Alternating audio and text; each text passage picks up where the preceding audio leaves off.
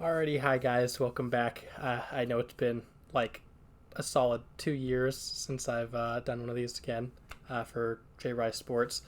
I have decided to change it up a little bit because, for those of you who don't know, I'm also on another podcast group, which is Cool Guys Sports. It's Cool Sports Guy, excuse me. And we do like a group thing. It's me, Tom, and Jose, and we do like football mostly. Jose's into like boxing and baseball if you're ever interested in that.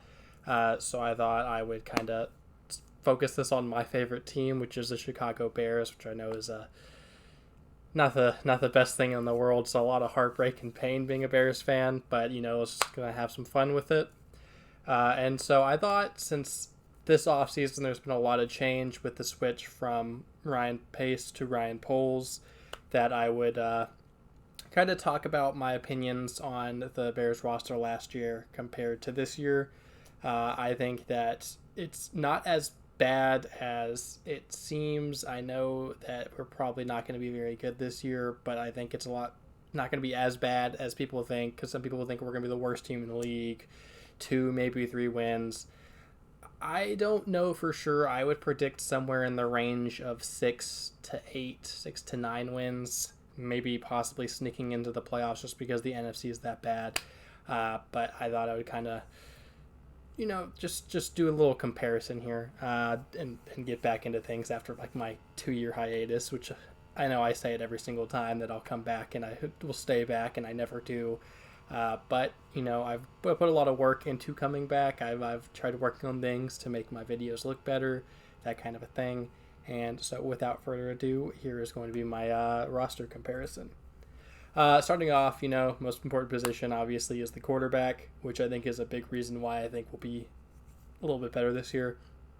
So 2021, you have Andy Dalton for a 1 year contract coming from the Dallas Cowboys. Before that, being a relatively average starter with the Bengals. His stats obviously aren't great either side here. Andy Dalton, had a 63.1 completion percentage, which isn't awful. His touchdowns to 9 interceptions is probably pretty bad, especially because he's a pure passer. He's not very mobile. So all of his yards are going to result from passing plays. I think that I'm not putting all of the blame on him. I do think that Matt Nagy was a big reason that we were so bad at offense. For people who aren't Bears fans, and honestly there are some Bears fans who I guess didn't watch the games, don't realize is how incompetent Matt Nagy was as a coach. Like the play calling was the worst. I've watched football for 16 years now, 17 years. It's been a minute. This is the worst offense I've probably ever seen, and that's saying a lot. I've seen a lot of Bears teams with a lot less talent who still performed better just based because Nagy's offense is something else. But enough about insulting Nagy, at least for the next minute or so. Andy Dalton, I don't think was necessarily bad given the circumstances of what the offense was as a whole, but he wasn't great either. He made a lot of dumb decisions, wasn't super accurate when he did play. I will say he was mediocre enough to where I don't hate him immediately like there has been some other Bears quarterbacks who have just pissed me off to watch that I couldn't stand watching them anymore. So enough about 2021. 2022, we have Justin Fields with the whole offseason of, being the starting quarterback, getting the first team reps, which he never did in his rookie season. He didn't get starting reps until he was the starter when Andy Dalton got hurt, which is the dumbest thing I've ever heard. If your franchise quarterback comes in, you're going to give him reps to see what you have. He did start a few games last year. He obviously wasn't fantastic. His stats were on the pace of awful, I would say. But I do still have a lot of trust in Justin Fields. I think that he has a lot of talent. He's the most talented quarterback I've seen on the Bears probably ever. I think it just has to situation if it to improve the situation, and he has to actually prove that the talent means anything. I think honestly the only rookie quarterback from last year who was in a worse spot was Trevor Lawrence, because Urban Meyer is a character. Nagy is the only person I'd probably want less than Nagy is probably Urban Meyer. That was atrocious. I know when he got hired, I had said that he was one of the worst hirings I've ever seen. But besides the point, Justin Fields, his completion percentage, not that much lower than Andy Dalton's, but it's not good whatsoever. 7 touchdowns to 10 interceptions. It's bad. I'm not gonna deny that. And he also had quite a few fumbles he really needs to work on. His throwing motion was a little too slow, which I know they've improved on. Luke Getsy has mentioned it a few times, how they've improved on it. And a lot of the players have came out in interviews and said that he's improved it. He's a good leader, work ethic. He's first one in, last one out kind of a thing. I think that he will make a giant step forward just based on Luke Getsy's offense I really like. And I think that Fields, I wouldn't say, even if he has a bad year this year, I wouldn't say give up on him already, but I think he needs to take a step up, at least to the point where you can be like, yeah, there's some more flashes. That's my franchise quarterback. Because last year there was flashes, yes, he had some really good games. I thought the Pittsburgh game and the San Francisco game, those were like the making of a franchise quarterback right there. And then immediately after that, he got hurt versus the Ravens. And then after he got back from his injury, he got COVID, so you didn't really see him anymore. But I do trust Justin Fields will have a good season this year. I'm not saying superstar already, but I think he will prove that he's the franchise quarterback, in my opinion.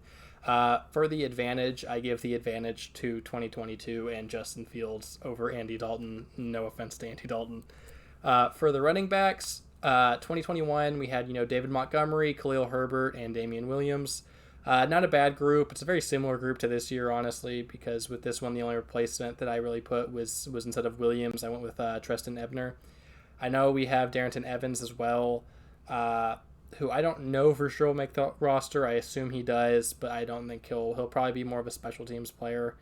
I think Ebner will get a lot more playing time than you'd think. I think he's going to be a really good third down back. He's a good receiving back, basically a receiver at the running back position, which I think will be helpful. For 2021, they completely ignored running the ball a lot of the game. Nagy is like, I know I could talk about this all day. His play calling was atrocious. There would be times when like the plays he could call would just not make any sense. Like it literally seems like a child is the one designing and calling these plays. I don't know if any of you go on Bears Twitter, but all the time there's this is kind of like a popular thing right now. All of the videos are coming out of Nagy's play calling in the situations that are atrocious, and there is a lot of them. You could spend probably an entire day going through all of them. Like it is laughably bad. The bad running concepts. It's he liked to either like run up the middle with Montgomery or run to the side like pitch routes, that kind of a thing. And it wasn't anything in more depth than that. It was the basic, most simple run concepts you could think of, which our offensive line was not nearly good enough to just kind of like overpower everyone. I think Luke Getsy, I like his system, like I mentioned earlier, with the Mike Shanahan system, or Kyle Shanahan, whatever you want to call it. I like the Shanahan system. It's more of like a power run, outside zone running offense. It kind of relies on a running back by committee, so I think all the running backs are probably going to get some touches. It makes one thing with Nagy, again, I keep bringing this back up.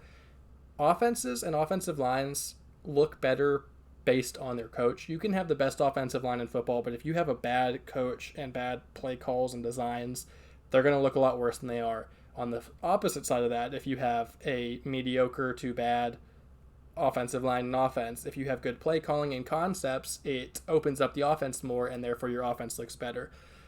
Nagy he was an offensive guru, Obviously, that was not the case. He never even had a top 20 offense his entire time with the Bears in the 4 seasons.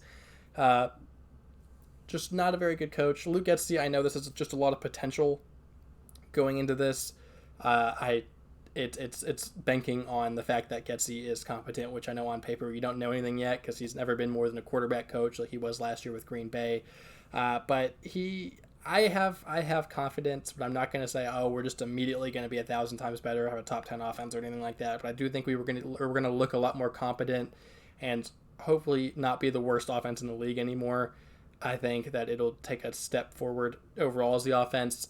Most of it relies on Justin Fields, but I think that offense is going to look a lot better. I would say probably ranked more towards the 18-19 range instead of like the 30 32 like we've been with Nagy.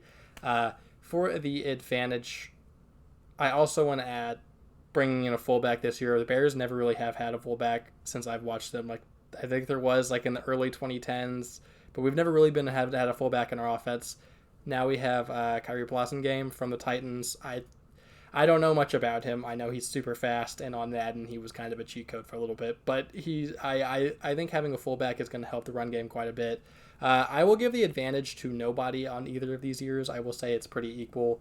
Like I said, you only replace Damian Williams with like Darrington Evans and Treston Ebner, which is not going to be that much of a difference.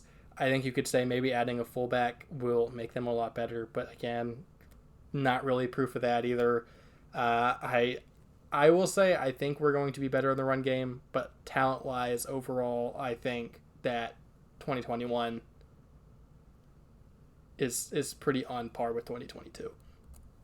For the wide receiver core, which it is not as bad as people make it seem. Last year, we had Allen Robinson, who gave up really early on in the year, just kind of didn't. He was running lazy routes, wasn't following through with routes, wasn't blocking, that kind of thing. Mooney popped off, which I won't say I predicted. I'm a big Mooney fan. I've been a big Mooney fan since we drafted him, but he had a good season. He did also have the ball was thrown to him a lot, so if he didn't have a good season, then there'd be some cause for some concern.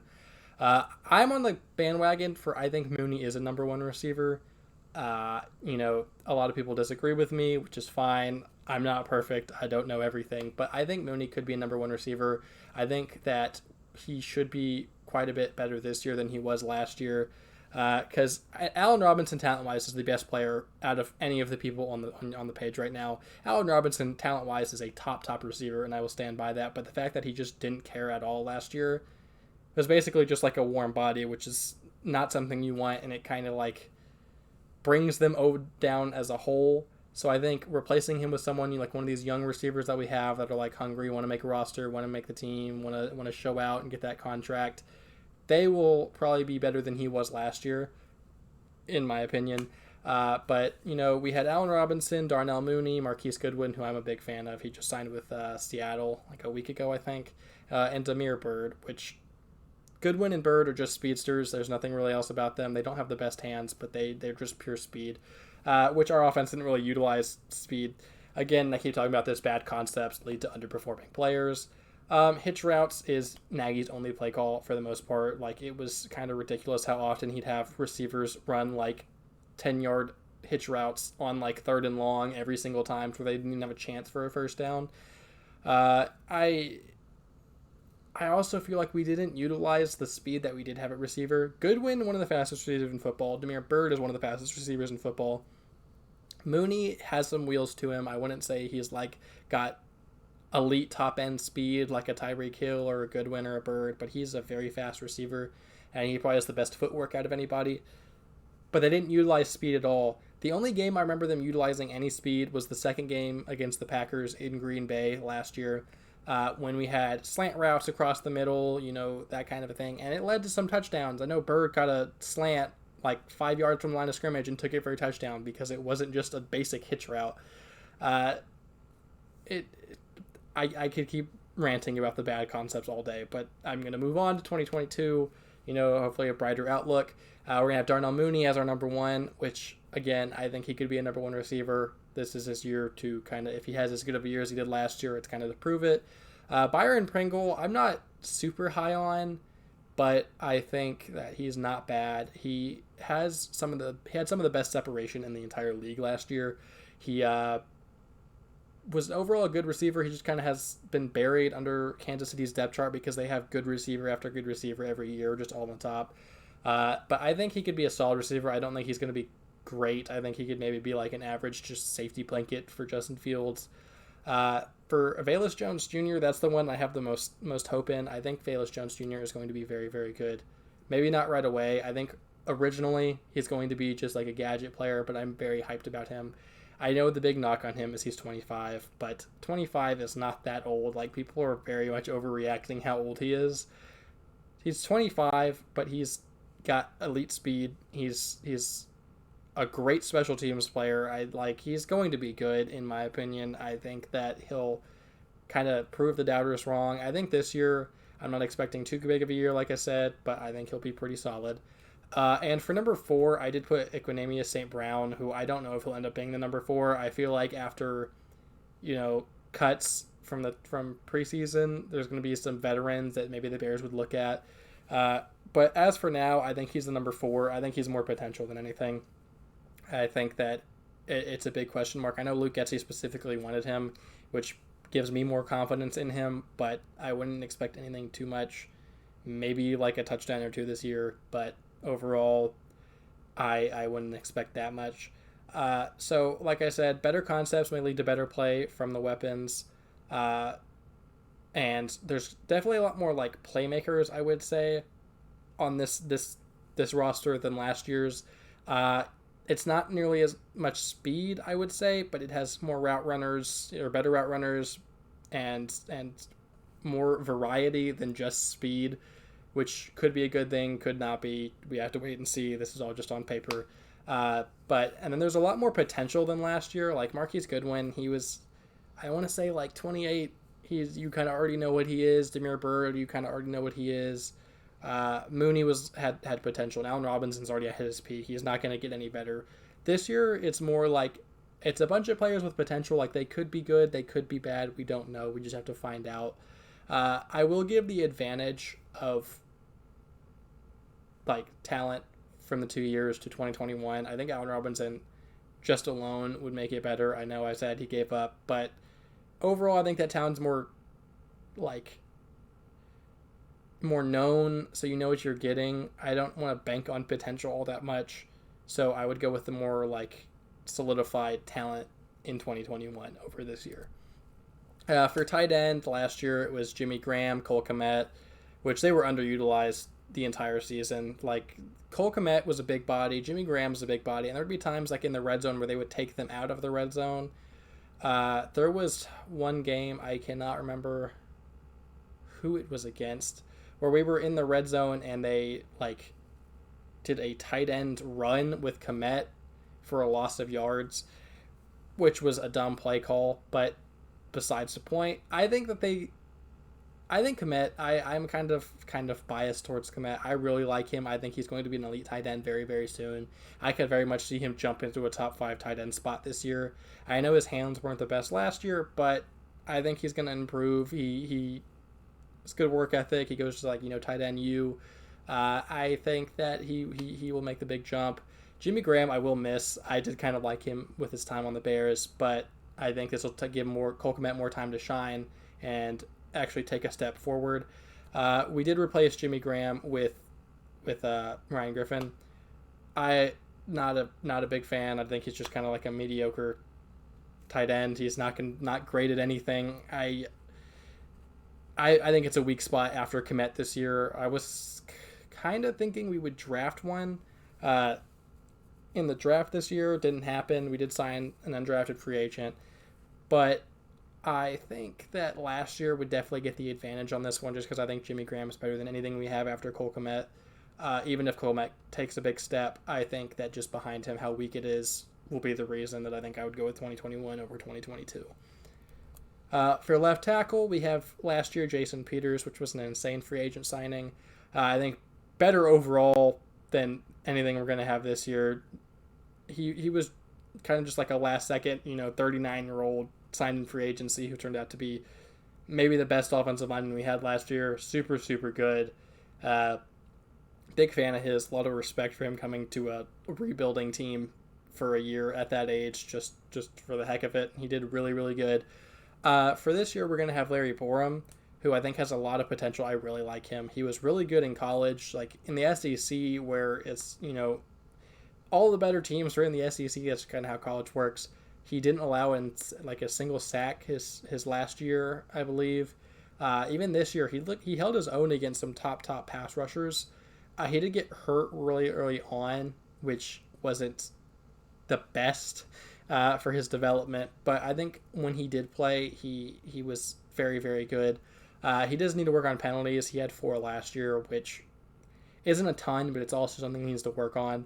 I think that I'm not saying he could be a franchise left tackle right away, but I think that he has potential to be. I'm a big fan of Borum. I think that he has a chance to be the best offensive lineman on this football team this year, which you can take with that what you want. But I'm a big fan of Borum. I will give the advantage to last year. Jason Peters came out and did superbly the entire year. He was a little slow, which kind of against speed rushers. I know against Myles Garrett and Jadeveon Clowney he got abused. But overall, I think Larry Borum's going to be very, very good. For left guard, it's Cody Whitehair going to Cody Whitehair. It's the exact same thing. So it's going to be, obviously the advantage goes to neither. It's the same player. I think last year, or going into this year, I think he's going to be the best offensive lineman on the team. I think he's super underrated. But this year, I think he'll have a better overall supporting cast based on how Ryan Poles has shaped the offense and how the offensive scheme is going to go. And I don't think he should regress. He's not like that old yet. Offensive linemen don't really start to regress till a lot older. I think it'll be very, very equal. So for center, Sam Mustipher, any Bears fan knows Sam Mustipher is not a very good lineman. I think he was just very undersized, very weak for an offensive lineman. He was probably the weak spot on their team. He got pushed back so many times in the 2 years he's played. I think he could be a decent backup on a team, but if he has to get thrown in, I don't think he will ever be a successful starter in the league. For 2022, we have Lucas Patrick, which I think is a huge upgrade. I really like him. I don't give credit to Green Bay because I despise Green Bay, but Lucas Patrick I think is a solid player. I think he's super smart and he already knows the offense, which is going to be good for him. He can kind of like help with the offense. The center has to be smart. Center has to know the offense, which he knows. He's both of those. I think it'll be a huge improvement over Sam Mustipher, which overall will make the offensive line a lot better. So obviously 2022, I give the advantage for the center position. For right guard, James Daniels last year. I have Zach Thomas. I don't really know who's going to start at right guard. I know on the current depth chart it's listed as Dakota Dozier. I don't necessarily think Dakota Dozier is going to start. I think there's probably like a 1% chance of that. I definitely think one of the rookies is going to be the starter there, unless we sign someone like a J.C. Treader and move Lucas Patrick to right guard. I don't know if that's going to happen because I don't know if J.C. Treader's going to want to play for the Bears. Excuse me. But it could be Zach Thomas. It could be Braxton Jones. It could be...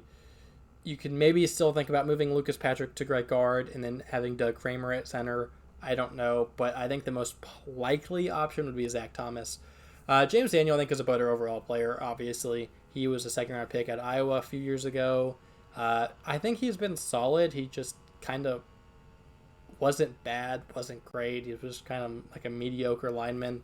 I think that probably has to do with the concepts and with the fact that he didn't have a strong offensive line around him to help him out. But I think that Zach Thomas has again potential. This entire thing is just a lot to do with potential. I do give the advantage to James Daniels. I think right guard is probably going to be the weakness on the roster for this upcoming season. I think we've kind of like plugged a few holes for the most part at right guard. I don't know if I trust any of these rookies to start just yet, but if one of them does, I mean, I would probably give it to Zach Thomas. I don't think they would be the worst thing in the world, but I definitely don't. I think that is going to be a big weakness on this offense. Lastly, for the offense, last year we had so many injuries. I don't know where you would even say was the technical starter. I went with Elijah Wilkinson.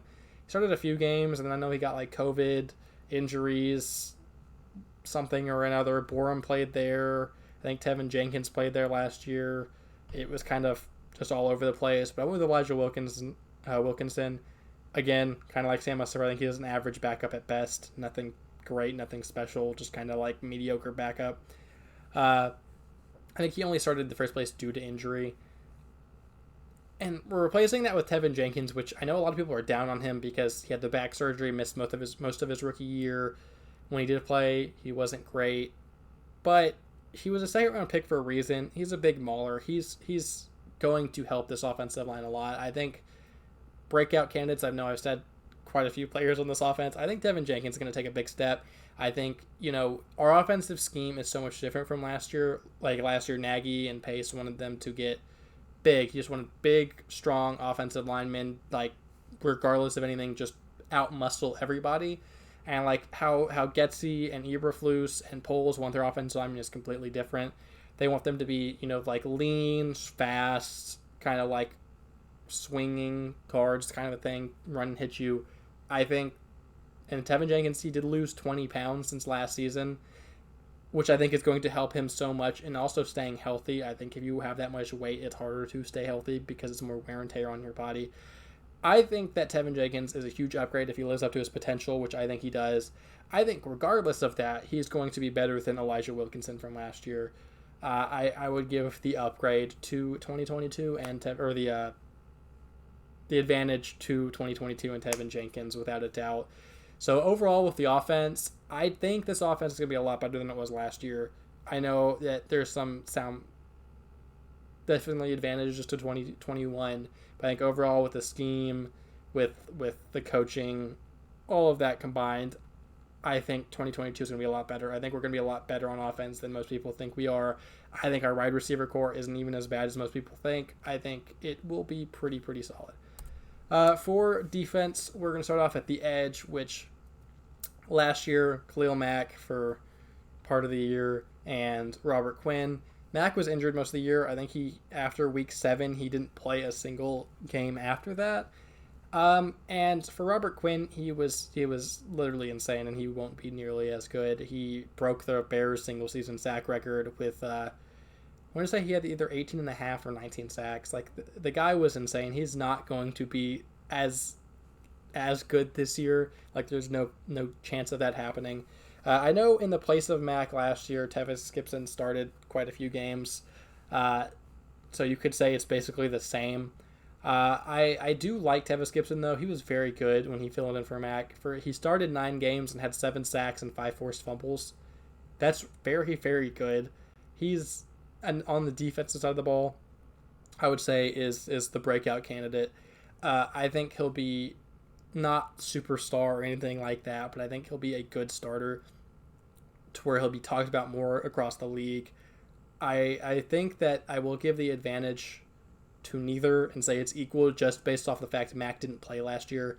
We're not really losing any production from last year from Mack because he didn't play but 7 games. So it should be about equal. I'd maybe give the advantage 2021 anyways because Robert Quinn's probably going to take a step back. But just talent-wise, I would say because Mack didn't play, I'd say it's pretty equal. For the interior defensive line, I wish we got Ogunjobi, but we did not. I think we still have a chance of signing him. I'm not sure about that yet. But we did have last year Akeem Hicks and Eddie Goldman, both a little on the older side. Both huge injury problems. I know both of them missed quite a few games.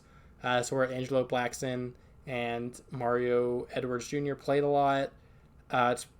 So again, I don't know if you want to count them as the starters because they've missed quite a few games each. They had injury problems, and I will say this year we'll take a hit in the run defense because both of them were very good against the run. When we played Minnesota, Dalvin Cook was basically shut down every single time, almost specifically because of Akeem Hicks. For 2022, we have Kairos Tonga. I'm a big fan of his. I don't think he'll ever be like a superstar or even elite or anything like that, but I think he'll be a solid starter. He's very good against the run. Justin Jones, I don't really know that much about. I didn't focus on him when watching Chargers games last year. The defense as a whole wasn't very good. But I've from what I do know, I'm a fan. I think he's going to be, again, maybe a solid starter, nothing special. He has, again, I'm going to use the word, potential to be pretty good. Eddie Goldman has kind of been on a drop-off. He sat out that year with COVID, and then he came back and just is never the same player. But I think probably the biggest downgrade based on the starter ability, because I think if you compare how good Akeem Hicks and Eddie Goldman can be to how good Kairos Tonga and Justin Jones can be, I think that definitely 2021 has a lot more talent. I think we have more depth as a whole overall. I don't know if that's going to mean much. I do like the depth. Ryan Pace, a big problem with his is he never had depth, so if he had an injury, it was just a huge hit to our team. Another thing with Tonga, though, like I said, I really like him, but his fit in the defense, I don't know if it's there. We're kind of switching to where you don't need a true nose tackle. You want a 3 technique. That's not Tonga. He's going to be a true nose tackle. So I don't know how he's going to fit in the defense. We still have to wait and see on that. I will give the advantage to 2021 on this one without a doubt, though. For linebacker, last year it was Roquan Smith and Danny Trevathan. Roquan Smith is a top 3 linebacker in football. The man's insane. He's so underrated. I know he's never even been voted to the Pro Bowl. This year he should have been first team. I would accept him not being first team All Pro if there was someone better than Devondre Campbell who got it. I think maybe Fred Warner was better, maybe, but I would have given it to Roquan Smith. He's I think just based on the team he's on, he doesn't get as much credit as he should. But Roquan Smith is an elite player. Danny Trevathan missed a lot of the year, was slow and injured. I know Joel Iyiegbuniwe played a lot of the year, which nothing against him, but he's a special teamer at best. He should never be a starter at middle linebacker. But I think that Trevathan had a drop off. He was never the player he was after like his first year or two in Chicago. So that's not a huge loss. It's basically replacing Trevathan with Morrow. I really like Morrow. I think that he's going to be a lot, like, not anything special, but I think he will fill in really well. I like his speed. He did have some really good games with the Raiders, not last year, but the year before. Eberflus's defense, I think, is going to be good. You know, they go to the football. They get a lot of turnovers. I think Roquan Smith will improve in that. Darius Leonard, I don't think ever would have been the player he was without Matt Eberflus. So I believe that Roquan Smith, I don't think there's really much more of a jump he can make, but I think he will be better this year than he was even last year. I will give the advantage to this year just because, like I said, Danny Trevathan or Joel Iyiegbuniwe just took a drop off. Not great players, as is. For cornerback, last year, you had Jalen Johnson, you had Kendall Vildor, you had Duke Shelley. Johnson was great, but Kendall Vildor was atrocious. Any Bears fans watching this can agree with me. He was bad. He was burnt every game. It kind of hurts Jalen Johnson when his cornerback counterparts are that bad. Duke Shelley, I don't think he was bad. Definitely an upgradable position, but he wasn't the worst I've ever seen. I think he could be a decent backup slot cornerback. It was the worst spot on the defense last year. Our cornerbacks were atrocious. Like it. I think I don't want to put all the blame on Vildor, but I think he was that bad that it kind of opened up the opposing offense to kind of just pick apart our defense the entire game. For 2022, though, I'm kind of excited about our cornerback situation. Jalen Johnson, I think, will be very, very good this year. Kyler Gordon, I was a huge fan of going into the draft. I think he's going to be pretty good. I don't know if he'll be great right away, but I think he'll be a day one starter and make an immediate impact. Be a lot better than Vildor at the very least. I think that he's going to be an exciting player to watch. And then we got Tavon Young in free agency, which I thought was a huge signing. I don't know if people remember, it wasn't that long ago, but a few years ago, he was debatably one of the best slot cornerbacks in football for Baltimore. Very, very, very good player. But then he has had a lot of injury problems. I think if he is healthy, he is still going to be a top slot. And even if not, I know I didn't put his name on here, which I may get hate for. Thomas Graham was outstanding in the few games he played last year. I know him and Young are competing for the cornerback slot. Say Young isn't as good because of the injuries. I have no problem with Thomas Graham filling in. I think he'll be just as good. I think that this will definitely be a huge improvement for last year. Without a doubt, 2022 has the advantage. It is going to be a much, much better group than last year. For safeties, last year it was Eddie Jackson, Tashawn Gibson. Eddie Jackson, a lot of people hate on him. Last year, he improved on his tackling. I know he still wasn't great, but he was not as bad as most people make it seem. But overall, he had an okay season. It wasn't anything special. I think if he got the turnovers like he used to, people would ignore the tackling. But I think he's still a very good coverage safety to the point where they don't throw at him anyways, and that's why he doesn't get the turnovers. But I think that I like him. I think this is his last year to really bounce back to what he used to be, because it's always been, he was a strong safety, but he should play free safety. That's why he had a down year. And then it was, it's a first year defensive coordinator. It's this, it's that. And I think with Eberflus, this is his last chance. If he doesn't prove that he still is what he used to be, I think he'll be gone after this year, so it's not really it's a win-win situation. Either he improves if he Eberflus or he's gone. We don't really lose anything. Tayshaun Gibson, I really liked as it when he filled in for the Bears. I think he was underrated. He wasn't anything special, but he would get turnovers. I think the safeties as a whole would have more success if the corners were better. But Gibson, I think, filled in. He's not going to be a very memorable Bear for his time here, but he definitely filled in rather nicely, in my opinion. For 2022, again, Eddie Jackson, but Jaquan Brisker, I love him. That pick at the time, I was a little questioning of because we just gotten Kyler Gordon. I will admit I really wanted us to draft a receiver in round 2. I liked Alec Pierce. He was one of my favorite prospects in the entire draft, and I was dying to get him. But Brisker, watching the film on him is insane. He's got the instincts you want in a great safety.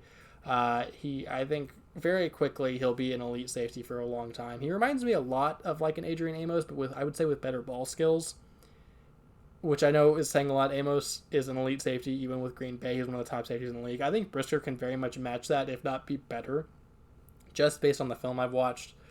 Again, is to see how he fits with the defense, but I think he's going to be very, very good. I also want to sound out DeAndre Houston Carson, DHC, one of my favorite Bears since I've been a fan of the Bears.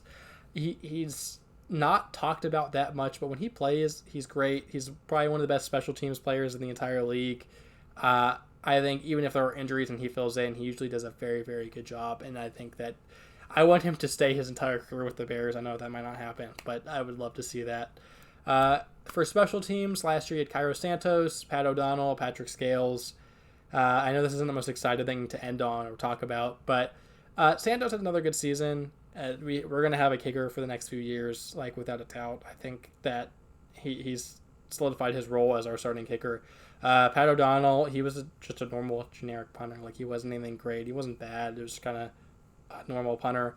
Patrick Scales, on the other hand, is a walking legend. One of my favorite Bears as well. I actually went to the Lions-Bears game in Chicago last year. I flew all the way up to Chicago.